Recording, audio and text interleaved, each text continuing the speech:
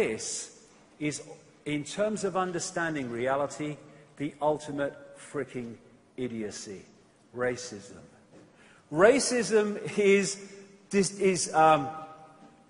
making a statement or judging somebody by the vehicle, their infinite consciousness. By the way, the same infinite consciousness that you doing the judging is part of. It's hilarious. Because of their spacesuit, their genetic spacesuit. It's like two spacemen on the moon, and one is prejudiced against another one because his spacesuit is a different colour and was made by a different bloody company in some other bloody country. We would say that is ludicrous, but that is racism. It's ludicrous. It is idiocy. What we call humans is a software program.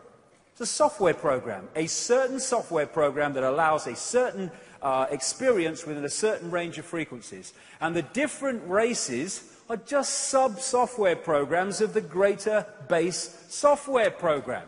We should be celebrating uniqueness, not scorning it.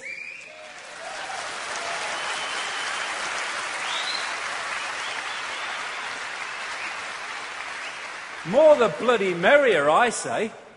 I've seen racial supremacists, and they're not all bloody white either. I'll tell you, you don't have to be white to be a racist. But I've seen racial supremacists, and I think if you're the bloody master race, I'd rather be like I am, thank you very much. Bloody hell. And DNA just turns out to be a software program. Of course it is, because it's part of the software program we call human. The San Francisco Chronicle did an article on DNA. It said DNA is a universal software code. From bacteria to humans, the basic instructions for life are written with the same language. You know, the difference in the codes, A, C, G, and T, my codes actually are quite unique. They're G and T, G and T, G and T. People watching around the world, that's gin and tonic, by the way. But A, C, G, and T, and how these four codes are in relation to each other decides what your outer form is. And the difference between a rat and a human in terms of the DNA coding is ludicrously small compared with the difference in the outer form. In fact, if you're a politician, it's even bloody closer, apparently. You know what I mean? Yeah. And DNA is something else. Brings us back to the cosmic internet. It is a receiver-transmitter of information. And if you know that, and the target population doesn't, my goodness me, the manipulation potential is just infinite. So DNA is a receiver-transmitter of information. Now, you would expect crystalline input into something that's a receiver-transmitter. It just turns out that the human body is massively crystalline. The membrane of every cell, and we have trillions of them, is a liquid crystal. The Earth is massively crystalline. Every grain of sand is a crystal. And they use crystalline rock at the big vortex points, the ancient adepts did, going way back, because they were points of receiving, transmitting information when they understood the greater self and the greater reality more than many people today. And DNA is crystalline. It is a receiver-transmitter. This is an article on DNA that I came across. From the characteristic form of this giant molecule, a wound double helix, the DNA represents an ideal electromagnetic antenna. On one end, it is elongated and thus a blade which can take up very well electrical pulses. On the other hand, seen from above, it has the form of a ring and thus is a very magnetical antenna. Now, what if you knew this and you could manipulate from that knowledge, without the knowledge of the target population, what frequencies that DNA was transmitting and receiving on?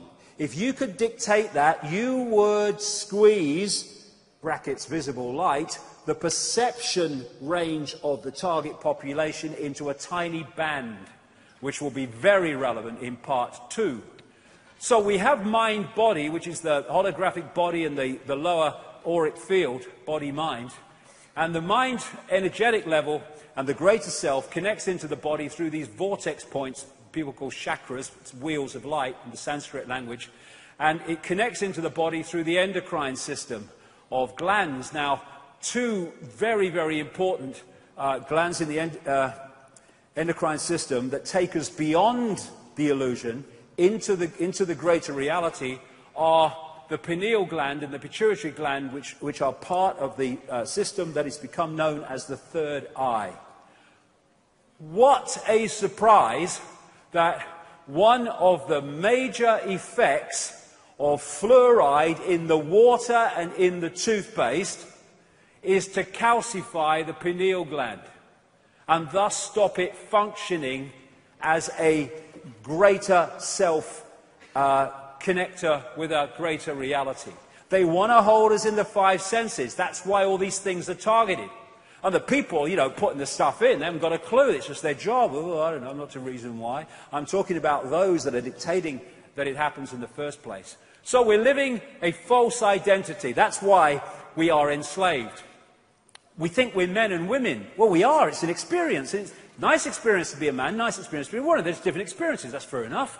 But if we start identifying man and woman being who we are rather than what we're experiencing, then again we get caught in the illusion. How can men or women be what we are when through hormonal changes, i.e. vibrational changes here, information changes, you can go from a man to a woman, like that chicken a few years ago, freaky, that had that massive explosion of testosterone and went from a hen to a cockerel chasing the hens because of a chemical change. It's just a vehicle, it's not who we are. Same with our emotions, you know. Oh yes, it's my emotions, that's who I am. Well, how can they necessarily be what you are when you can be massively affected emotionally by chemical input? There was that woman a few years ago in all the papers who was a clinical depressive for 40 years, went into clinical depression out of nowhere, couldn't understand it, in institutions, out of institutions for 40 years. Then someone asked her, interesting question, a relevant question, can you remember anything that happened just before this happened? And they said, well, the only thing I can remember is I had 19 tooth fillings with mercury. So then she had a mercury detox after having the fillings taken out and changed, and 40 years of clinical depression disappeared. And she would have said for 40 years, I'm a clinical depressive. No! That's a malfunction of your operating system. It's not who you are. So, it's a question that's worth asking. If the world's not solid, what's going on? Because it bloody seems so solid, doesn't it? Well, yes, it does. I grant you that. I mean, all these things look very, very solid, and if you bang your head against them, it hurts. But if you walk through fire, you get burned. If you believe you get burned, and you walk through fire in another state of awareness and you don't get burned, we are decoding the solidity. It's part of the process that we are going through to create this reality. Quantum physics has long shown this reality is not solid and can't be solid. They say it's made of atoms. Well, atoms have no solidity. As someone said, quite rightly, that if you take the nucleus of an atom to be the size of a 10-cent piece, then the atom would have to be about the size of a cathedral. And the rest would be empty space. Actually, it's not empty space. It's just a packet of bloody energy. And you know when you put a disk in a computer, as the decoding process goes on to put it on a screen, certain processes happen. This thing that they call atoms is just one of the processes to turn vibrational information through electrical into digital and holographic. We live in a holographic world, illusory physical.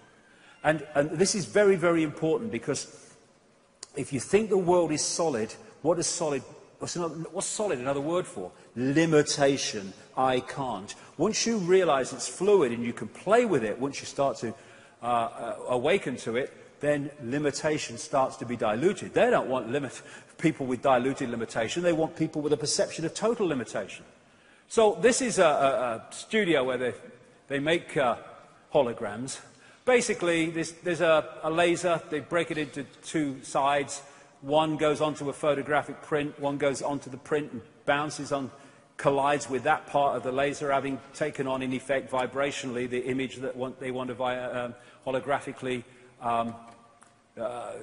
take a picture of.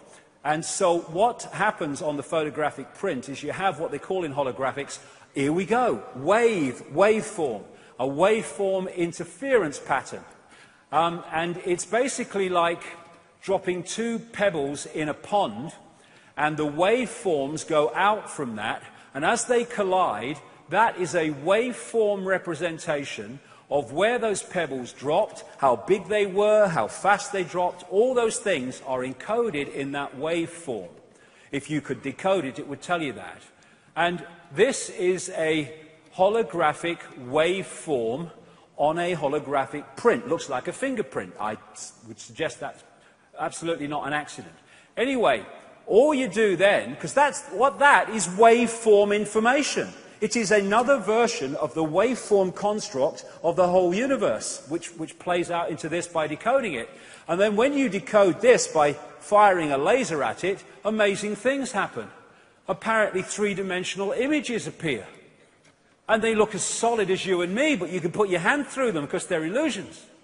There again is the print, fire a laser at it, bingo, there's a three-dimensional image. These are all holograms. Another hologram, another hologram. Oh, God, if only. I'll talk about her after we've had a bit of lunch. Yes, I've lost my knighthood, you know. I've lost my knighthood. It was the Satanism at Balmoral that did it in the end. That was the clincher. Anyway, this is a guy on a stage in Melbourne. This is a guy on this stage in Adelaide, and he is a holographic projection. They're using more and more holograms in all these different ways. There's an Elvis hologram there. That's CNN playing with holograms. And thus, this physical world that seems so solid is actually a decoded reality through the digital to the holographic. I mean, you know, you can look at a computer game, and the best of them look real solid when you're looking at the screen. It's just information being decoded. The world is holographic, of the conscious mind. In 2009, after I've been talking about this and writing about this for years, I came across this New Scientist magazine, centre of mainstream science in Britain magazine, from 2009, and the front cover was, "You are a hologram projected from the edge of the universe." Because some mainstream scientists even now are seeing that the cul-de-sacs exist for all the mainstream explanations for reality. They go nowhere. There has to be another explanation, and a number of them are now going into the holographic level. But we're not. It's not a hologram projected from the edge of the universe. It's not. It's a hologram being decoded from information that pervades the frickin' universe. That's what it is. And there's this other thing about this question that many scientists have, when they've seen that something can take a waveform and a particle form at the same time. How is that possible? Well, let's look at the hologram. When you have your holographic print, your information construct in waveform, and you decode it with the laser and it projects the three-dimensional illusory physical image, then you have the physical and you have the waveform at the same time. Not only that, they have to exist at the same time, because that is merely a projection from that. Take away that, you take away that. And the other great thing is, it explains so much, this one. The other great thing about holograms is that every part of a hologram is a smaller version of the whole. Thus, if you take a holographic print and you cut it into 4 and fire the laser at each one, you do not get a quarter part of the picture, you get a quarter-size version of the whole picture. So every part of a hologram is a smaller version of the whole. Yes, the smaller you go, the less clarity you get, but it's still a smaller version of the whole, and that's what this is. Reflexology and acupuncture and other alternative ways of healing can find places on the hands and the feet where they can treat organs and other parts of the body, because the feet, the ear, the hand are just smaller parts of the body hologram. Therefore, there is a connection between them fundamentally, and if you treat the smaller part of the hologram, you affect the whole hologram. This is why acupuncture can find, reflexology can find these points on the ear, for instance, which represent all different parts of the body. And palm reading and all that stuff is from this, because in that hand is information from the entire body. So we have as above, so below. We have the human energy field in the smaller part of the hologram,